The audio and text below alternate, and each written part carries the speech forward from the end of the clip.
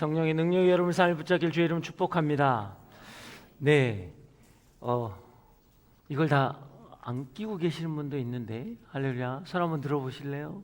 자, 이거 무조건 끼셔야 돼요. 이게 뭐예요? 페이스 투 페이스.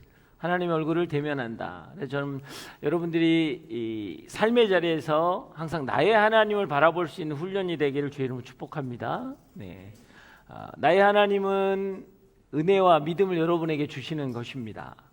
그 은혜는 내가 알기도 전에 허락하시고 예비하셨던 것, 그 믿음은 내가 갖기도 전에 내 인생 가운데 주셨던 당신의 믿음, 그것을 통해서 우리는 새롭게 되어질 것입니다. 믿으십니까? 네. 그래서 우리 찬양 인도자도 이게 목이 다 쉬어가지고 참 진액을 짜서 한 방울 한 방울 수련회 때 했던 그런 모습들이 너무나 감동적이었습니다. 그러나 그것은 내 영혼을 탈진시키는 것이 아니라 내 영혼 가운데 샘솟는 샘물과 같은 놀라운 하나님의 역사요, 고백이요, 선포임을 우리가 믿음으로 고백하길 원합니다. 아멘. 자, 사도행전은 사도행전 1장 8절 말씀이 단계 펼쳐져 나가서 선교행전이라고 이야기합니다. 그 선교의 첫걸음이 시작된 것이 사도행전 13장의 말씀이었습니다. 그런데 놀랍게도 이 선교행전이 시작된 교회가 예루살렘의 교회가 아니었고 이 땅에서 아주 작았던, 이방 땅에서 아주 작았던 그 안디옥 교회였습니다.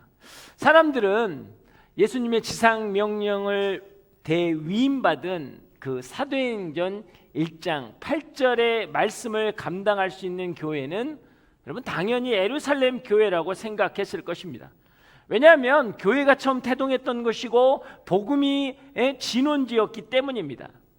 예수님의 제자들이 사도가 되어서 섬겼던 교회이기도 하고 수많은 성도들이 모였던 교회이기도 하기 때문에 어떤 일을 하나님이 하신다고 한다면 당연히 예루살렘 교회가 감당해야 할 것이라는 기대감이 있었을 거라는 거예요. 그런데 선교행전이요, 하나님의 꿈과 비전을 감당했던 교회는 의외로 이방 땅에서 아주 작게 연약하게 세워진 신생 개척교회였던 안디옥 교회였다라는 것이죠. 이 점이 참 놀라운 일입니다. 어떻게 그들이 땅끝까지 내 증인이 되리라고 하는 예수님의 지상 명령, 그 말씀을 선포하고 나갈 수 있었을까요? 우리는 지난주에 보았던 본문이 무엇입니까? 그들이 금식하며 예배할 때 성령의 감동을 통해 말씀을 받았다라는 거예요. 바나바와 바울을 따로 세워서 그들을 보내라라는 말이었습니다. 그 말씀은 안디옥 교회에게는 청청병력과 같은 것이었어요. 왜? 바나바와 바울은 교회의 기둥이기도 하고 또 리더십이고 목회자의 사명을 감당했기 때문에 그들이 빠진다라는 것은 여러분 상상할 수가 없었다라는 것이죠. 그럼에도 불구하고 그들은 그 일을 감당해 냅니다. 왜냐하면 교회는 하나님의 시선이 있는 곳에 마음을 두고 하나님의 머문 곳에 몸을 두고 하나님이 원하신 일을 감당하는 것이기 때문입니다. 이것이 교회의 여러분 정체성이고 방향성입니다. 그래서 교회는 흩어지는 자들을 모으는 일을 하고 그러나 그 모은 인원들을 가지고 흩어지는 일을 하는 것입니다. 저희들은 오늘까지 이 모으는 일들을 했다면 이제 다음 주부터는 흩어지는 준비를 할 것입니다. 각 지역으로 아우리치를 나갈 준비들을 하게 되는 것입니다. 여러분, 이게 교회의 정체성이라는 거예요. 하나님께서 우리 이 땅 가운데 우리에게 주신 하나님의 마음이 있다는 것을 여러분 꼭 깨달으셔야 한다라는 거예요. 왜 이 땅 가운데 수많은 교회를 하나님이 주셨을까요? 그것은 하나님이 그 교회를 향해서 원하는 마음이 있다라는 거예요. 내 일을 해주기를 바라는 마음이 있다라는 것이죠. 그것을 깨달을 때에만 교회는 교회 되는 것입니다. 안디옥 교회는 이것을 어떻게 가능케 했습니까? 여러분, 금식하며 예배했고요, 성령 충만함으로 말씀을 받았고 다시 금식함으로 기도함으로 그들은 교회란 그런 것이구나, 하나님께서 말씀하신, 하나님께서 원하신 하나님의 뜻을 이루는 게 교회구나 라는 걸 깨달았기에 그들은 감사함으로 바나바와 바울을 파송할 수 있게 되었습니다. 그래서 두 사람은 드디어 파송을 받고 선교를 향해 떠납니다. 첫 번째는 키프로스, 구브로 섬에 가서 하나님의 복음의 사역을 하죠. 그리고 난 다음에 그들은 성령의 또 이끌림을 받아서 배를 타고 북서쪽에 있는 밤빌리아 지역에 있는 버가에 도착합니다. 버가에서 높은 산맥을 넘어서 갈릴리 지방인 비시디아 안디옥에 이르게 되는 것이죠. 그래서 오늘 본문의 말씀은 그 비시디아 안디옥에 가서 바나바와 바울이 말씀을 증거하는 장면입니다. 그런데 이 비시디아 안디옥을 가면서 굉장히 중요한 변화가 하나 생깁니다. 바나바와 바울의 관계라는 거예요. 이전까지는 모든 일을 바나바가 주도하며 갔습니다. 바나바는 바울의 멘토 역할을 하는 아주 귀중한 위치에 있는 사람이었죠. 근데 오늘 본문은 그것이 바뀌는 상황이 생깁니다. 오늘 읽진 않았지만 13절 말씀 한번 보겠습니다. 13절 다 함께 읽겠습니다. 시작. 바울과 그 일행은 바보에서 배를 타고 밤빌리아 있는 보가에 이르렀습니다. 그곳에 요한과 그들과 헤어져 예루살렘으로 돌아갔습니다. 자, 여러분 성경에서요, 이름이 나열될 때는 굉장히 중요한 의미가 있습니다. 그래서 예수님의 제자들을 나열할 때도 항상 베드로가 먼저 나오죠. 베드로와 야고보와 요한이라는 게 나오고 그 다음에 순서적으로 다른 제자들의 이름이 나옵니다. 자, 오늘 항상 바나바와 바울이라는 이야기가 나오다가 바울과 그들이라는 이름으로 여러분 바뀌었다라는 거예요. 예루살렘의 지도자에게 바울을 소개했던 사람도 바나바이고 초야에 묻혀있던 바울을 세워준 것도 바나바입니다. 어떻게 보면 영적인 멘토였는데 그런데 상황이 완전히 역전돼서 지금은 모든 주권이 어떤 파워가 바울로 넘어갔다라는 것이죠. 대부분 보통 이런 경우에는요, 여러분 갈등이 일어납니다. 왜? 안디옥 교회에서 바나바가 담임 목사였고 지금 바울은 부목사 같은 역할을 했단 말이죠. 그런데 선교를 떠나면서 지금 그 주도권이 바뀐 거예요. 대부분 이런 과정 가운데는 관계가 깨지게 되어 있습니다. 그런데 바울과 바나바는 갈등하지 않고 선교 사역을 감당했다라는 것이죠. 사랑하는 여러분, 여러분이 신앙생활을 할 때 가장 중요한 포인트 중에 하나가 뭐냐면 하나님께서 나에게 붙여주신 사람이라는 거예요. 여러분에게 붙여진 사람들은요, 대부분 미숙하고 온전하지 않는 사람이 되어야 맞는 거예요. 왜? 그러면 여러분이 성숙하다는 뜻이거든요. 자, 이게 무슨 원리냐면 할렐루야, 우리가 결혼들 다 안 하셔서 잘 모르겠지만 그래도 여러분은 가정이 있잖아요. 부모님과 여러분. 자, 가정을 이루려면 미성숙한 자녀가 있어야 가정이 되는 거예요. 그래서 그 자녀의 미성숙함을 부모가 어른스럽게 바라봐주고 양육했을 때 그 어른스러운 어른은 성숙하게 되는 거거든요. 이게 여러분 굉장히 하나님 나라의 굉장히 중요한 법칙이라는 거예요. 우리가 하나님을 대면하고 살아가는 인생이라면 그 원리를 분명히 알아야 된다는 거예요. 여러분이 성숙한 사람들을 찾아낸다면 나는 극히 미성숙한 사람이라는 거예요. 아직까지는 하나님을 대면하고 내 인생의 변화를 가져야 하는 사람이라는 거죠. 그런데 만약에 여러분의 상황 가운데, 여러분의 형편 가운데, 여러분의 순모임 가운데 미성숙한 사람이 들어왔다, 그러면 이건 아름다운 공동체라는 거예요. 그것을 통해서 하나님의 성소로 가는, 어른스러워져 가는 하나님의 방법이라는 것이죠. 비록 바나바가 바울을 품을 때는 바울이 미성숙해 할 수 있습니다. 자기의 의지와 자기 생각에 가득 찰 수 있습니다. 복음의 열정은 있었지만 자기의 감정이 앞서설 수 있던 사람입니다. 그러나 그를 품었고 이제는 그가 온전히 설 수 있게 되었을 때 여러분 그에게 하나님의 바통을 넘겨주는 거예요. 신앙은요, 경쟁이 아니라 경주라는 걸 아셔야 합니다. 경주라는 것은 무엇입니까? 함께 달려간다라는 뜻이에요.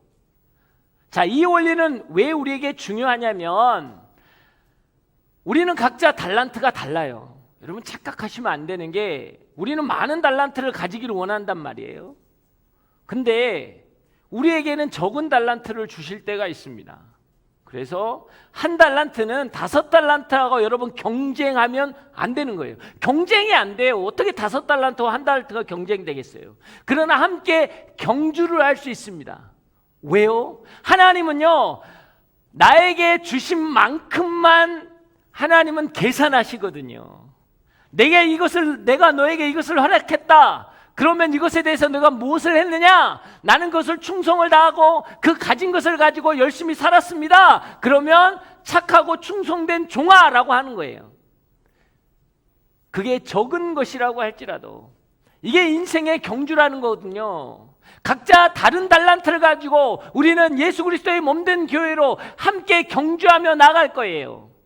그 결과는 하나님이 보시는 거예요. 세상이 볼 때는 많은 달란트를 가진 자가 능력 있는 자 같지만 그렇지 않다라는 거예요. 그러면요, 바나바는 억울한 거예요.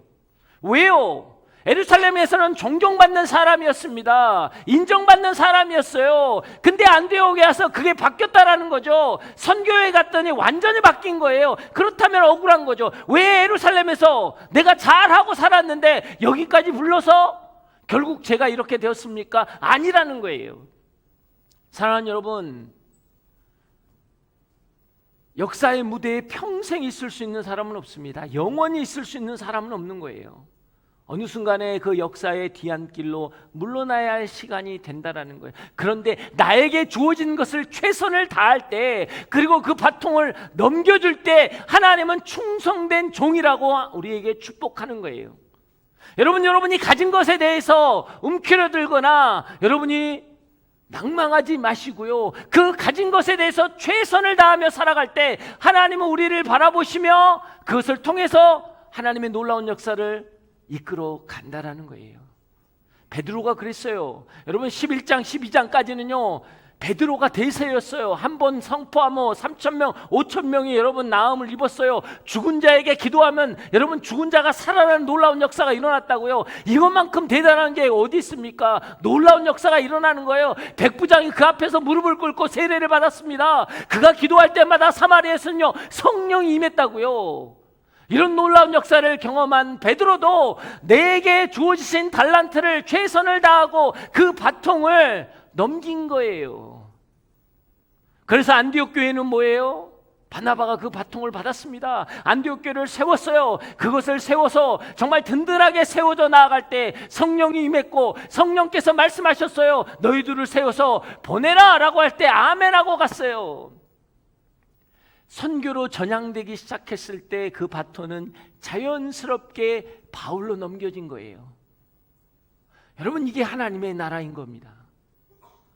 여러분 개주하고 똑같은 거예요. 개주는요 코너를 잘 달리는 사람이 있고 직선을 잘 달리는 사람이 있어요. 그래서 배분이 되는 것뿐이에요. 이건 경쟁의 개념이 아니라 경주의 개념이란 말이에요. 그런데 나에게 주어진 나의 역할을 최선을 다하지 못하고 그 바톤을 다른 사람한테 넘겨주면요 그 사람이 감당해야 할 범위가 많아지는 거예요. 여러분 성경에서는 그것을 악한 종이라고 하는 거예요. 너에게 주어진 것을 너는 무엇을 어떻게 했느냐? 사랑하는 여러분, 여러분에게 주어진 것, 나의 하나님, 내가 만난 하나님, 그 하나님을 통해서 여러분의 인생의 삶이 바뀌고 여러분의 삶의 자리가 하나님의 영광되는 자리가 되길 주의 이름으로 축복합니다. 여러분의 삶의 자리는요 하나님의 축복의 자리예요. 왜?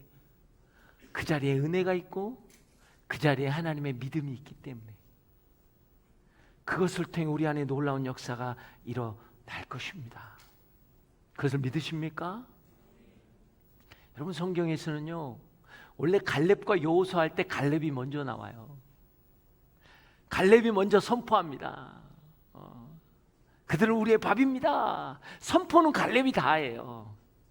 여호수아는 말도 안 하고 옆에서 그냥 취임새만 해. 맞습니다. 아멘. 요것만 했어요. 근데 가나안 땅에 들어갈 때는요 여호수아와 갈렙이 뒤집어진 거예요. 여호수아가 먼저 나오고 여호수아가 그 땅에 점령하는 겁니다. 여러분, 갈렙의 입장에서는 힘들 수 있어요. 근데 갈렙은요, 그 늙은 나이에도 저 산지를 주시옵소서, 내가 감당할 것은 저것입니다 라고 그 길을 걸어갔다라는 거예요.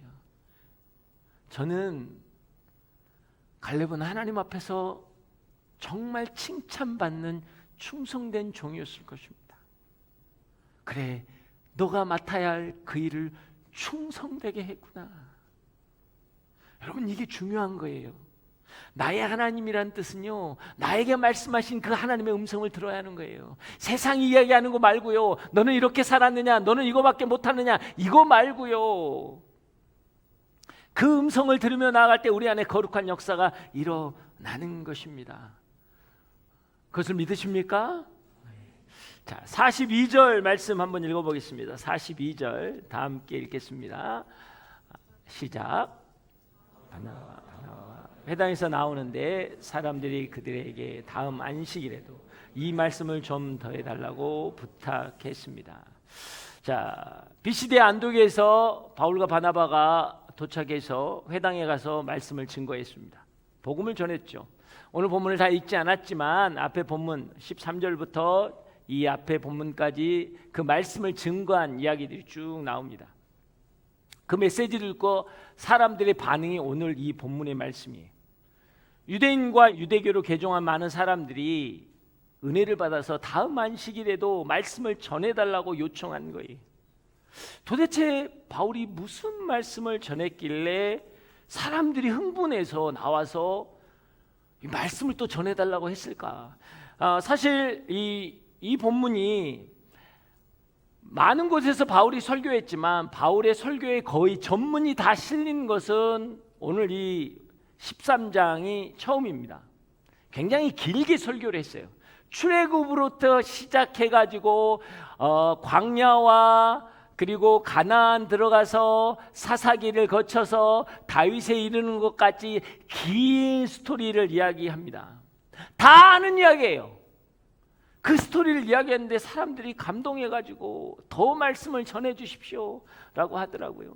어제 저녁에 잠 못 자면서 이 본문을 묵상하면서 부럽더라고요. 부러워.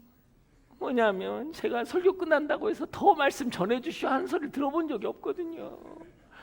설교 오늘 좀 긴 것 같은데요, 이런 건 들어봤어도 목사님 저에게 또 설교를 전해줄 수 있습니까? 그런 영혼이 없더라고요. 할렐루야. 네. 뭔 말인지 알겠죠? 네. 설교 끝나고 보겠습니다. 네. 자, 도대체 무슨 설교를 했는가? 38절에서 39절 말씀입니다. 38절에 39절 다 함께 읽겠습니다. 시작. 그러므로 내 형제들여, 예수를 통해 죄 용서함 받을 수 있다는 소식이 여러분에게 선포되고 있음을 알기 바랍니다. 여러분이 모세의 율법으로는 의롭게 될 수 없는데 모든 것에서도 예수를 믿는 사람은 누구나 의롭다고 인정을 받게 된 것입니다. 자, 유대인들은요 철저하게 율법을 붙들고 살았습니다. 모세의 율법의 순기능은 뭐냐면 너희가 죄인이다라는 거예요. 너의 인생은 죄 가운데 있다라는 거예요. 율법은 마치 거울과도 같은 것입니다. 너가 어떤 것이 더럽고 어떤 옷 매임새가 틀어져 있고 이런 것들을 다 보게 하는 거예요. 그러나 율법의 한계는 무엇입니까? 율법은 죄를 보게 하지만, 죄를 깨닫게 하지만 죄를 해결할 수 없다라는 거예요. 하루에도 마음과 생각과 행동 가운데 수천 번의 죄를 짓는데 그게 해결되지 않는 문제로 남아있기에 그들에겐 그게 아픔이고 고통이고 그게 괴로움이었다라는 거죠. 근데 바울의 메시지는 뭐냐면 그 죄사함을 의롭게 되는 말씀을 증거하는 거거든. 예수 그리스도를 믿으면 너는 죄사함을 얻고 너는 의롭게 된다라는 복음의 정수를 선포하기 시작된 거예요. 문제가 해결되고 그들의 인생의 의로운 자의 삶을 산다라는 말씀을 듣게 되자 그 안에 놀라운 역사가 일어나는 거예요. 사랑하는 여러분, 요즘 사람들은요 긍정적이고 나이스한 설교를 듣기를 원합니다. 축복과 격려와 삶의 유익이 되는, 교훈이 되는 말씀을 듣기를 원한다고요. 그게 얼마나 큰 단점이 있는 줄 아세요? 제가 왜 가급적이면 말씀만 증거하려고 한 줄 아세요? 여러분, 축복과 격려와 나이스한 예화는요, 마지막 날 하나님의 심판을 벗어날 수 없어요, 여러분. 그걸 막을 수 없다고요. 우리의 착각은 거기 있다라는 거예요. 죄 문제가 해결되지 않는단 말이에요. 어제 우리가 끊어내고 선포했던 이유가 뭡니까? 복음 앞에 서서 하나님의 은혜와 믿음 앞에 서서 그걸 끊어내는 작업을 해야 한다라는 거예요. 근데 만약에 여러분이 나이스한 설교와 감동적인 예화 가운데 들어가면요, 뭐가 문제가 생기냐면 죄 문제가 해결이 안 돼요. 죄 문제가. 심판대에서는 마지막 날에 그 문제를 비껴나갈 수가 없다라는 것이죠. 오늘 바울이 선포하는 것은요, 십자가와 회개와 예수 그리스도를 선포한 겁니다. 근데 그들이 충격을 받고 막혔던 마음이 뻥 뚫린 거예요. 그리고 안개처럼 두려워했던 것들이 모든 게 사라지고 모든 것이 분명해졌다라는 거예요. 그들이 듣고만 살았다가 이제는 내가 보았구나라고 선포하는 거예요. 바울과 바나바는 여기에서 어떤 기적도 일으키지 않았습니다. 기적보다 중요한 게 복음이고 말씀이고 예수 그리스도라는 거예요. 사람들이 마음이 뜨거워지는 것은요, 예수 그리스도를 들었고 경험했기 때문입니다. 사람들이 복음을 들으면요, 은혜를 받으면요, 마음의 영적인 갈망이 커지는 거예요. 그래서 여러분, 어제 제가 여러분에게 도전했던 게 뭐예요? 내 안에 갈망이 없다면, 내 안에 영적인 사모함이 없다면, 내 안에 하나님을 사랑하는 그 마음이 없다면 우리는 그것을 여러분 검증해 봐야 한다라는 거예요. 왜? 은혜를 받으면요, 말씀을 받으면, 성령의 역사를 경험하면요, 내 안에 갈망함이 생기는 거거든요. 여러분, 그리스도인이 되었다라는 건 뭔지 아세요? 말씀을 읽는 걸 사모하는 거예요. 왜? 왜냐하면 이 말씀이 하나님의 마음이거든요. 그리스도인이 되면요, 하나님의 마음을 알기를 원하는 거예요. 나의 하나님이 나를 향한 어떤 마음을 갖고 계시는가, 내 생각, 내 상황, 이 가운데 하나님은 어떤 마음을 주시기를 원하는가, 내 미래는 어떤 하나님의 소망이 있는가, 그것을 꿈꾸게 되는 거거든요. 그게 갈망이라는 거예요. 그 사모함이 있기 때문에 말씀 앞에 나아가고 말씀 앞에 엎드리는 거거든요. 근데 우리는요, 그리스도인들은요, 어느 순간에 말씀이 율법이 되는 거예요. 그래서 내 죄 문제는 해결되지 않고 착하게 살아가야 한다, 거룩해 돼야 된다, 이거에 묶여서 나는 항상 죄인처럼 사는 거예요. 죄의식 가운데 빠져가지고 죄책 가운데 빠져서 나는 나답지 못하는 행동들을 하는 거예요. 여기 와서 자신 있게 이야기 못하는 거예요. 믿음이 없다고, 믿음이 연약하다고 계속 그걸 반복하는 거예요. 평생. 그러면 안 된다고 제가 어제 말씀을 드렸어요. 여러분의 믿음은 하나님의 믿음이니까. 하나님의 믿음이 있는 사람들은 여러분 태도가 달라야 하는 거예요. 여러분의 하나님의 갈망이 회복되길 주의 이름으로 축복합니다. 인생의 의미를 찾지 못하고 방황하던 사람에게 새로운 소망의 날개를 달아주는 게 하나님의 말씀이라는 거예요. 말씀이 우리 심령 가운데 들어오면 멈출 수 없는 생명의 강수가 내 안에서, 내 배에서 흘러나오기 시작한다라는 것입니다. 여러분 믿으십니까? 우리는 그 갈망함 가운데 있어야 돼요. 그 갈망이 우리를 자유케 할 것입니다. 43절 말씀 한번 읽어보겠습니다. 43절 시작.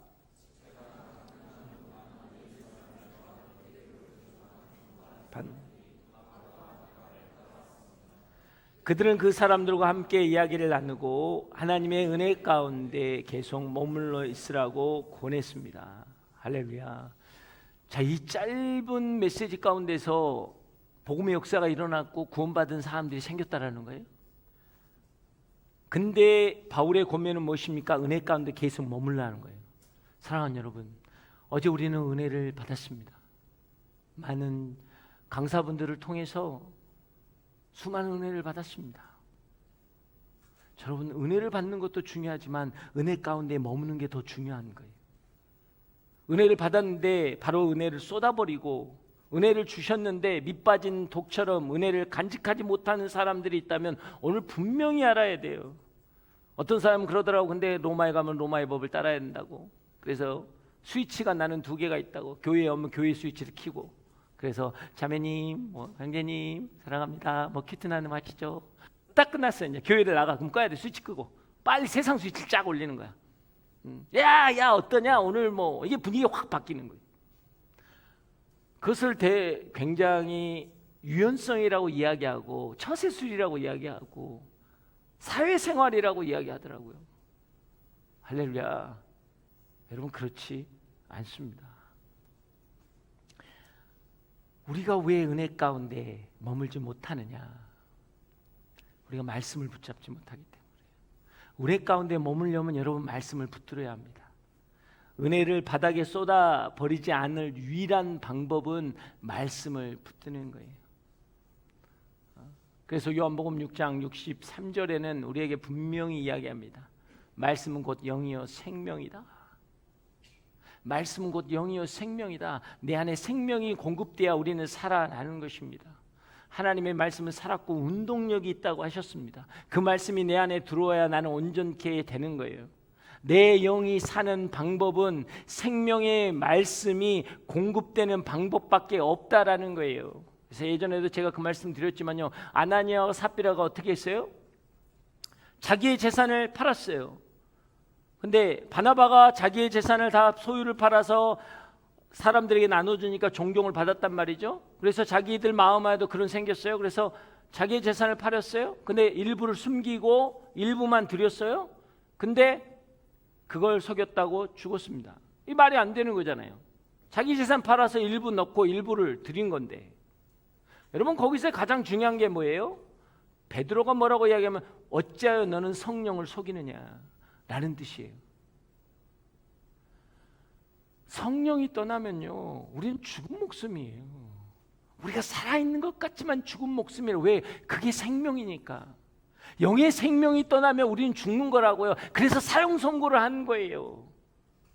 우린 너무 잔인하지 않냐? 너무 극단적이지 않냐? 아니요. 이게 원리라는 거예요. 생명이 떠나면 우리는 죽는 거예요.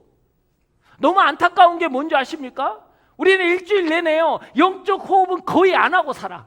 그러지 않나요? 막 여러분 말씀 가운데 사세요? 그럼 안 한 거지. 그럼 어떻게 해야 돼? 호흡이 안 되죠. 호흡이. 이게 참고 사는 거. 막 숨이 여기까지 넘어갔어. 그래서 어떻게 했어요? 일주일 내내 사니까 이제 가신 거지 거의. 가신 상태에서 뭐예요? 앰뷸런스 타고 여기 오신 거야. 그래서 오늘 말씀해갖고 내가 인공호흡 하는 거야. 심폐소생 막 하는 거지. 막 인공호흡 했더니 겨우 숨을 쉬었어. 근데 아직까지 코마 상태지. 숨만 쉰 거야. 숨만 붙여놓은 거야 지금. 이게 뭐예요? 지금 연명 치료하는 거예요 지금. 이 땅의 그리스도인들은 연명 치료하러 교회 오는 경우가 많다고요. 일주일 내내 호흡 한 번도 안 했다가 죽을 것 같이 여기가 딱 해서 거의 삐 하는 순간에 팍 해서 막 전기 충고하고 팍 이게 좋아하는 거야 이게. 이거 있잖아요. 이걸 뭐라고 그러죠?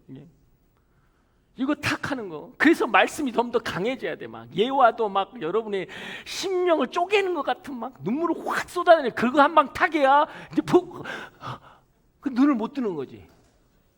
그리고 그냥 숨만 쉬다가 또 나가는 거야. 할렐루야. 저를 그렇게 자극하지 마세요. 그런 전 전기 충격 안 좋아해요. 여러분 연명 치료할 생각하지 마세요. 어제 우리가 결단한 이유가 뭐예요? 연명 치료 안 하겠다라는 거예요. 할렐루야. 그래서 너무 감사하더라고. 어떤 한 자매가 제가 여러분 오늘 아침에 점심 때 식사하실 때 제가 돌아다녔잖아요. 그래서 어제 무릎 꿇었습니까? 이렇게 돌아보면서 그래서 막 찔림이 있는. 근데 저는 한 자매에게 너무 감사함을 느낍니다. 그 자매님이 딱 그러더라고. 목사님 제가 차마 목사님께 거짓말을 못 하겠어요. 그래서 뭡니까? 근데 제가요 무릎을 꿇었다가 중간에 일어났어요. 아니 왜요? 그러니까 무릎을 꿇어서 내가 이거는 내가 끊어내겠다. 이건 못 끊어요. 그리고 일어났대. 이건 끊을 수가 없어요. 할렐루야. 제가 그래서 그 자매에게 조언했습니다. 오늘 밥 먹고 4층까지 무릎으로 계단으로 올라가라. 할렐루야. 네, 오늘 그 자매를 불러다가 여기 무릎을 꿇릴 생각입니다. 네. 여러분, 복음이라는 것, 생명이라는 것은요, 우리를 회복케 하는 거예요. 복음은요, 여러분이 어떤 조건이었어도 용서하고 회복하는 거예요. 그렇지만 복음은요, 거기에 머무는 게 아니에요. 여러분을 살리는 겁니다. 여러분을 살리는 거예요. 그것을 여러분이 아셔야 한다라는 거예요. 우리의 너무 안타까움은 그것입니다. 제가 어제 말씀드린 게 뭐예요? 일상생활에 신앙이 붙어버려서 신앙생활이 되면 어떻게 돼요? 그런 말씀 중심으로 살 수밖에 없는 거예요. 일상생활 살 때는 everything is okay, no problem. 여러분이 무엇을 하든 it's up to you. 여러분이 하든 뭐 하든 안 먹어든 I don't care. 근데 여러분의 인생이 신앙생활로 붙는 순간에 말씀 중심이 안 되는 건 다 죽는 거예요. 반드시 말씀 중심이 해야 합니다. 말씀 중심이 안 되면요, 우리는 이성 중심이 되고, 이성 중심이 되면 성령 충만이 아니라 감정 충만하게 되는 거예요. 말씀을 듣고 은혜 받는 사람에게는요, 말씀을 붙드는 여러분 능력이 있는 거거든요. 이게 뭔 뜻이냐면요, 야복강가에서 야곱의 역할은 뭐예요?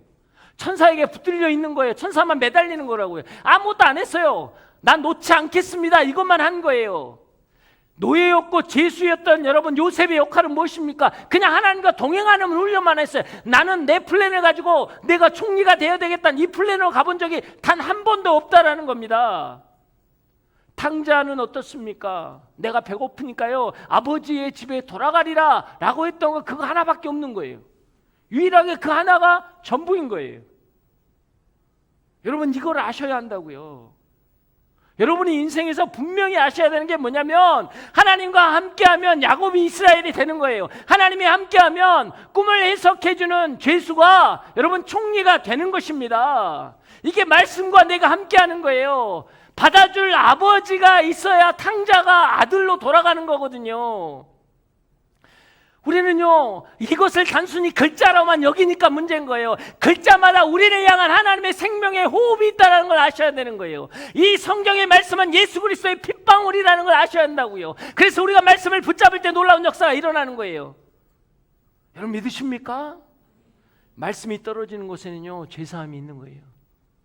말씀이 떨어진 자리는요 자유함이 있는 거예요. 이게 하나님의 놀라운 역사입니다.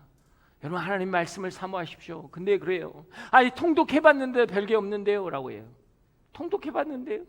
여러분 말씀은요 눈과 같은 거예요.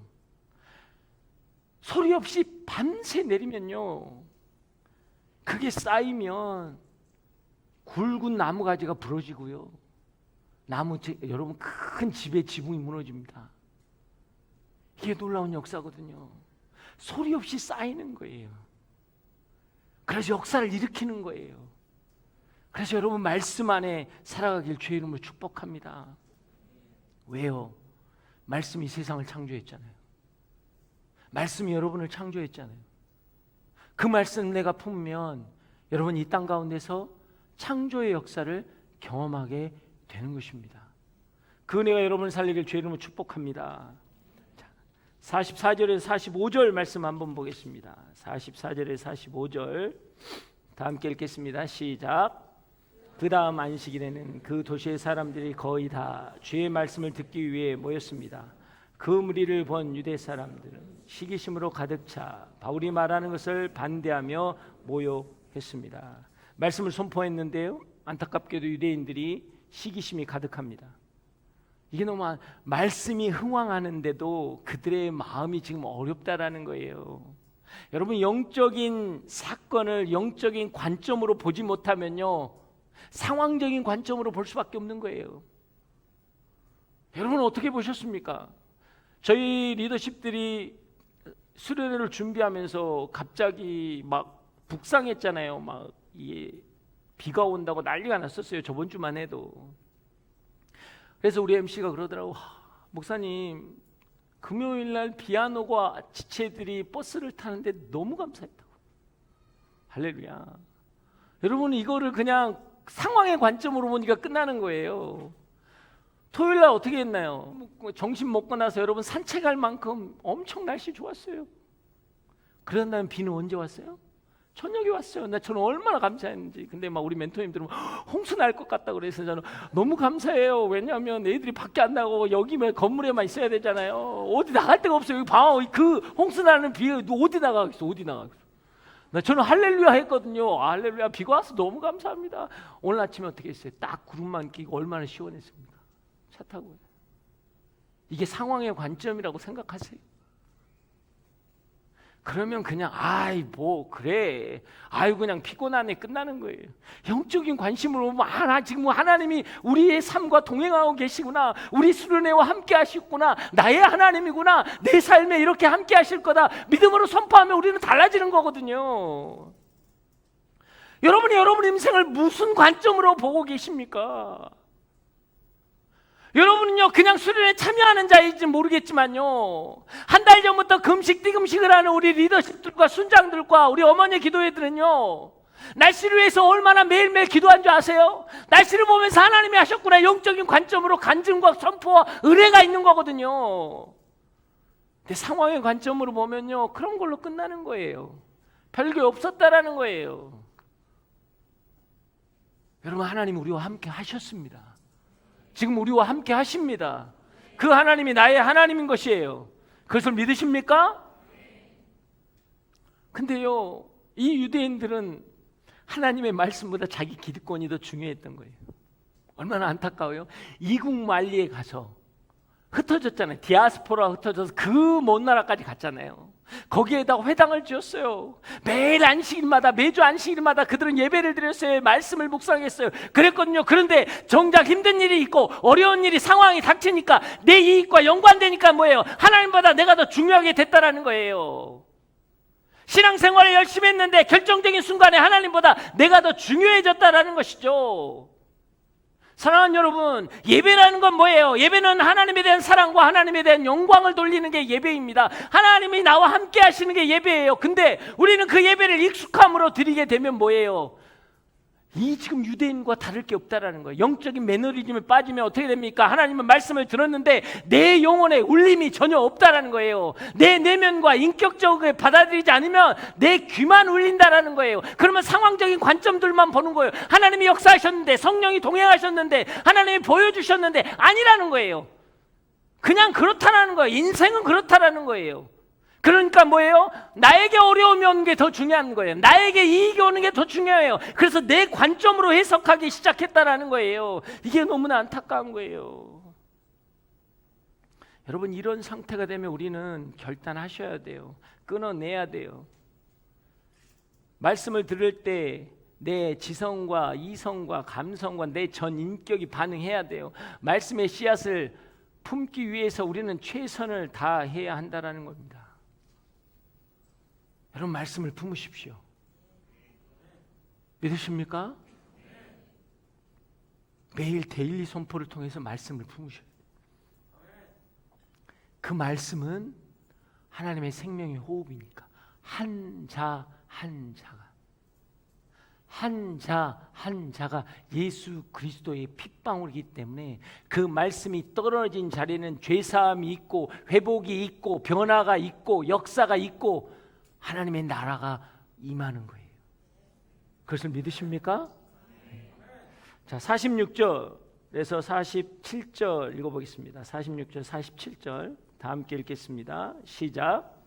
그때 바울과 바나바가 그들에게 담대하게 대답했습니다. 우리는 하나님의 말씀을 여러분에게 먼저 전하지 않을 수 없습니다. 그런데도 여러분은 그 말씀을 거절하고 영원한 생명을 얻기에 합당치 못한 사람이라고 스스로 판단하고 있습니다. 그렇기 때문에 우리는 이제 이방 사람들에게 눈을 돌립니다. 이것이 바로 주께서 우리에게 하신 명령이기 때문입니다.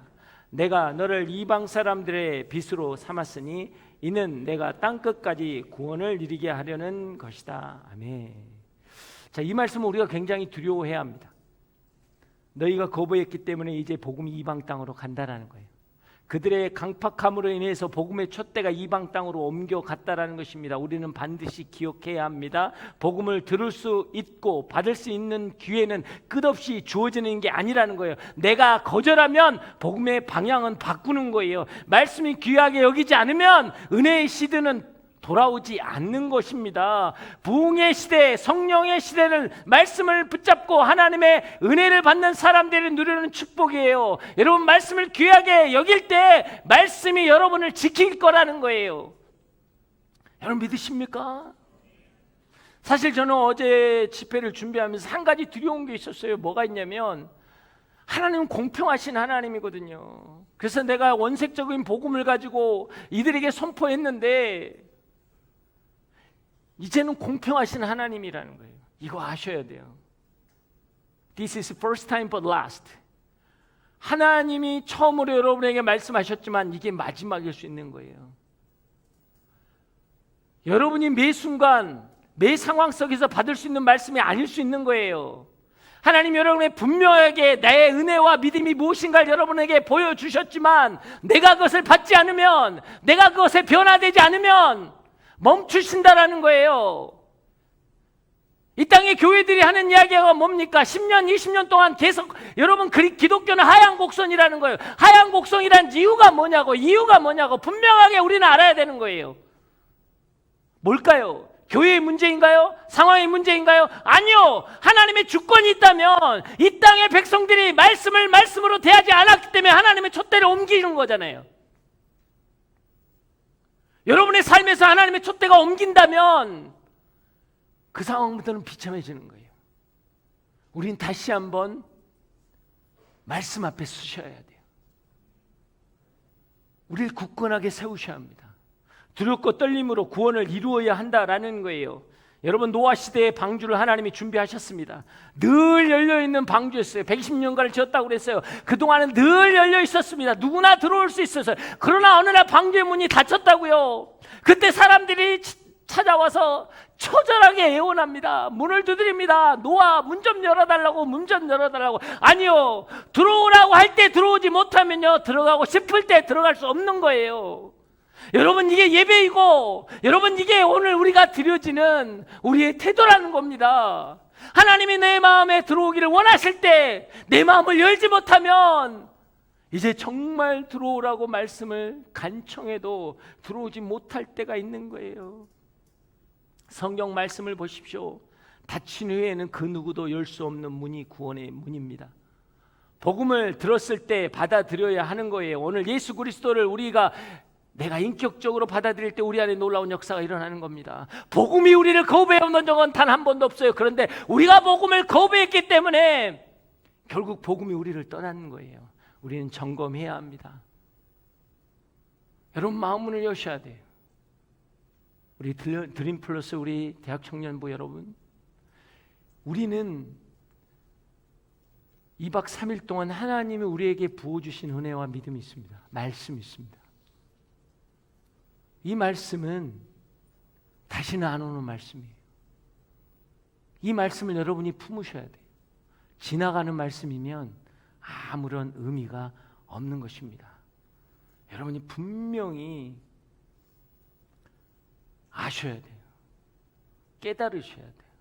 회복하셔야 돼요. 그 은혜가 여러분 가운데 있길 주님 축복합니다. 마지막 52절 한번 읽어보겠습니다. 52절 다 함께 읽겠습니다. 시작. 제자들은 기쁨과 성령으로 충만했습니다. 자, 이전에 사람들이, 유대인들이 거부해서 쫓겨나지만 지금 오늘 제자들이 기쁨과 성령에 충만했다라고 끝납니다. 이게 여러분 충격이에요. 뭔지 아세요? 이 제자는 지금 바나바와 바울이 아닙니다. 2주 동안, 그 짧은 2주 동안 복음이 증거됐어요. 말씀이 증거됐어요. 근데 경건한 유대인이나 경건한 이방인들이라고 이야기하지 않고 제자들이란 단어가 들어왔다라는 거예요. 2주 동안 말씀을 들었고 2주 동안 양육을 받았는데 그들이 제자가 되었다라는 거예요. 하나님의 자녀가 되었고 예수를 닮아가는 헌신된 제자가 되었다라는 거예요. 이게 여러분 우리에게 충격이라는 겁니다. 여러분 교회에 얼마나 다니셨습니까? 여러분 예수를 얼마나 믿으셨습니까? 아직은 때가 아니라고요? 아직은 제가 성경을 모른다고요? 아직은 내가 기도를 잘 안 하기 때문에, 아직은 내가 교회에 인볼브를 잘 많이 안 했기 때문에 나는 성숙하지 못하다고요? 아니요. 오늘 성경은 2주 만에 하나님의 제자가 되었다고요. 예수의 제자가 되었다고요. 이건 시간의 개념이 아니에요. 나의 영적인 태도의 개념이라고요. 내가 어떻게 말씀을 사모하며 받아들이냐에 따라서 내 인생은 달라지는 거라고요. 우리는 자꾸 시간의 개념으로 이야기합니다. 아직은 때가 아니라고요. 나는 아직은 부족하다고 이야기합니다. 아니요, 그렇지 않아요. 우리 2박 3일 그 시간만으로 충분해요. 여러분이 제자의 삶을 살기는 충분하다고요. 더 이상 필요한 시간이 아니라고요. 여러분 그것을 믿으세요? 여러분이 받은 그 말씀만 가지고도 충분하다고요. 제자가 되기에 그리스도의 삶을 담고 복음을 품고 이 땅 가운데 나아갈 수 있는 충분한 말씀이라는 걸 믿으시기 바랍니다. 여러분 믿으십니까? 그 은혜가 여러분을 살리길 주의 이름으로 축복합니다. 여러분 생명의 복음을 받으면 누구나 변화되는 거예요. 그 은혜를 받으면 누구나 바뀌는 것입니다. 이게 얼마나 비교됩니까? 유대인들은 회당을 지어서 평생 거기서 말씀을 묵상하며 예배를 했어요. 근데 복음이 빠지니까 그들은요 이기심만 가득하더라, 강팍하더라, 아무 변화가 없었어요. 혹시 이 땅의 교회가 그렇지 않습니까? 평생 예배를 드렸는데 저는 태어날 때부터 그리스도인이었습니다. 모태신앙입니다. 근데요, 죄송한 이야기지만 모태 처먹었잖아요. 모태 처먹었어요. 왜? 이기심이 가득해. 시기와 질투가 가득해. 불평과 투정거림이 가득해. 왜? 복음이 빠졌다는 이야기죠. 2주만 해도 되는 제자가 2주만 해도 되는 제자가 사랑하는 여러분, 우리 말씀 앞에 다시 나가야 됩니다. 말씀이 여러분을 붙잡길 주의 이름으로 축복합니다.